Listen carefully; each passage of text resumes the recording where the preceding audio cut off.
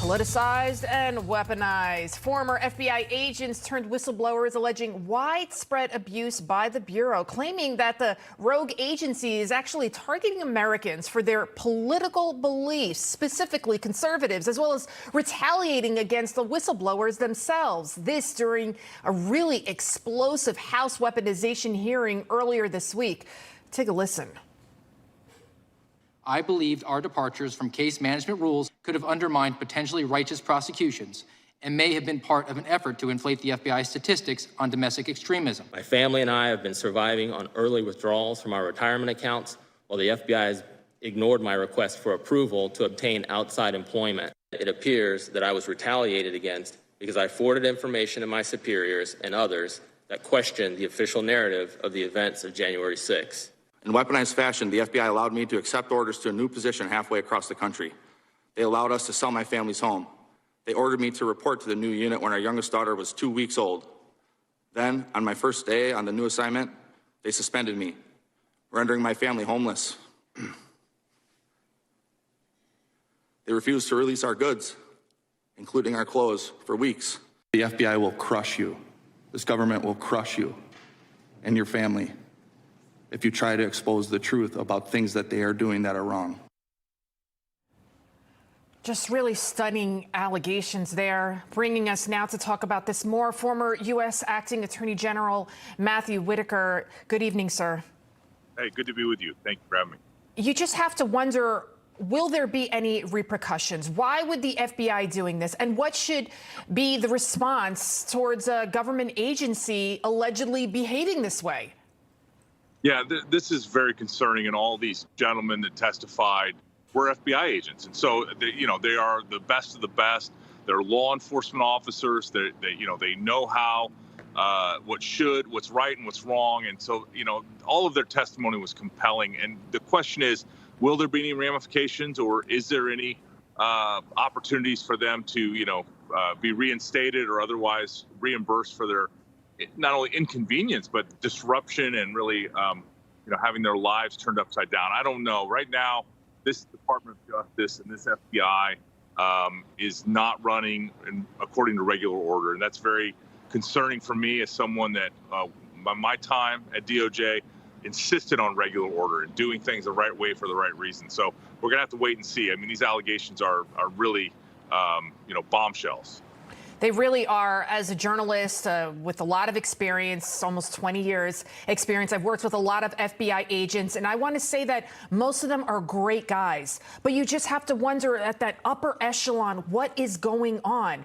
Because you hear some of these accusations, like you heard from Mr. O'Boyle there. His child was only 2 weeks old. They were basically homeless. So what happens next? Will anyone be held accountable? Yeah, accountability is so important, and I think the House obviously is the right place to address these allegations. But I don't know. At the end of the day, the FBI has a lot of work to do to get back to the basic blocking and tackling of law enforcement, and they're so far afield, and the management on the 7th floor at the FBI headquarters is so out of touch with what's going on. And if they would just get back to doing cases and quit worrying about politics, quit inserting themselves into presidential elections, and really just attack the violent crime challenges we have in our major cities, the international drug cartels, and there's so many other things they could be working and focused on other than playing politics. What's really frightening as well is how the media seems complicit with trying to kind of cover this up. Of course, not Newsmax and other conservative outlets, but you see some of those mainstream media outlets, they barely even covered it. And they went along with the narrative from the Democrats. They spent most of their time attacking the credibility of the whistleblowers. Take a listen. Y'all have employment grievances.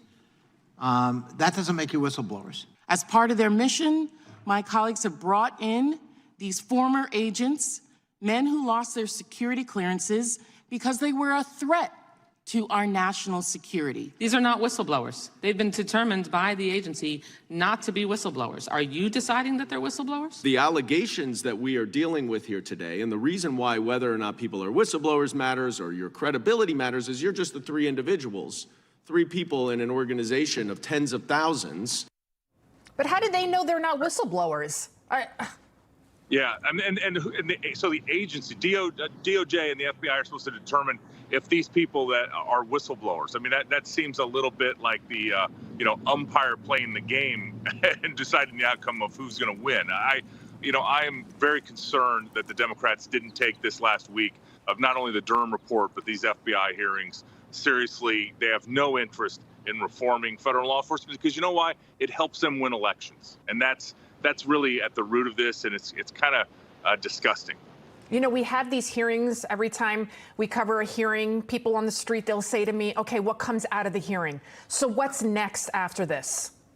Yeah, well, I hope that Jim Jordan and his committee take everything they're learning and come up with some legislation to help reform the FBI, to get it back to its basic mission and to make sure that it is returned to its place of respect and honor where it should be, instead of right now 50% of Americans don't trust it, and it's changing our system of justice. And so I hope Jim Jordan and his colleagues can come up with some legislation that can pass both the House and Senate, because the FBI is not going to reform itself.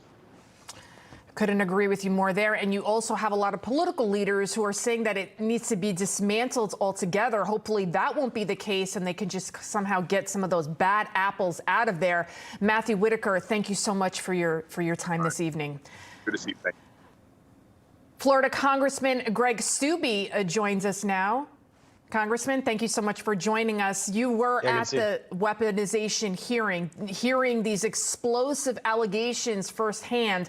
What did you make of all the testimony? Well, the testimony was powerful in the sense that you had three whistleblowers saying exactly what we've all been suspecting that the FBI and the DOJ have been doing for the last several years, targeting conservatives. And then the moment someone like them speaks up and says, hey, we shouldn't be using the SWAT team to go after an 80-year-old who's cooperating with us as it relates to January 6th, and they raise these concerns and do everything that the FBI has told them procedurally they should do, 3 levels of supervisors for Mr. Friend, to make whistleblower status, then they just shun them, take away their security clearances, take away their ability to get access to their household goods when they were moving. And they go after them, despite the fact that Director Wray and the Attorney General of the United States said that they weren't going to retaliate against whistleblowers. But those 3 gentlemen's testimony is that's exactly what they were doing. And what's really frightening is how they've also weaponized the IRS. The Biden's DOJ instructed the IRS to remove the entire team investigating his son Hunter for tax fraud over the millions he received in foreign deals. This, of course, according to a letter sent to Congress from the IRS whistleblowers' lawyers before being removed from the case. I mean, that whistleblower claimed political interference in the case from Biden's DOJ and Merrick Garland himself, the whistleblower's attorney, stating, quote, removing the experienced investigators who have worked this case for years and are now the subject matter experts is exactly the sort of issue our client intended to blow the whistle on to begin with. You, sir, you were the former acting attorney, congressman, excuse me. Hearing these kind of stunning allegations, to say that Biden was weaponizing and using the DOJ, using the IRS, what goes through your mind?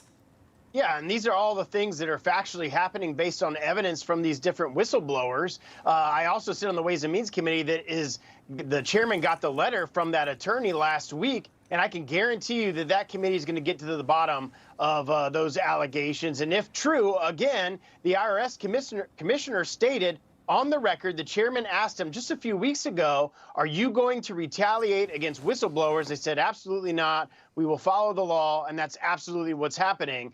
So you have instances where Biden officials at cabinet level appointed positions are lying to Congress to cover for the actions of this administration. And the House, thank God, we have the Republican majority and we can hold these people accountable for lying to Congress. I mean, you have a lot of people that say, look, you had Trump, he was raided, this one's raided, that one's raided, and we're still waiting around to hear if anything comes of the federal investigation into Hunter Biden. It goes back, what now, almost 7 years? So why is this, I know this is a huge question, but why is there this blatant 2-tier justice system, one for conservatives and one for everyone else? Well, we have a 2-tiered system because the DOJ and the FBI have become the enforcement arm of the Democratic Party. and completely and utterly politicized. And this goes back to the time when Trump was even running for office, and they were using the FISA system in our intelligence system to surveil on the Trump campaign under a guise of Hillary Clinton's Russia collusion hoax that went on for years and years and years. And we now know that all of that was false, that the mainstream media peddled that fraud on the American people. And now the American people are starting to see how deep the level of corruption is in the FBI and the DOJ. For years now, this has been going on. I mean, you would hear Donald Trump, former President Trump, he constantly talked about the corruption and just how deep the state is, a deep state, deep, and how he wanted to drain that swamp. And so many things he's been saying have been coming true. So hopefully more truths will come out. And thank you so much, Congressman, for your courage on speaking out for the truth. And thank you for being with us this evening. Anytime. Thanks for having me.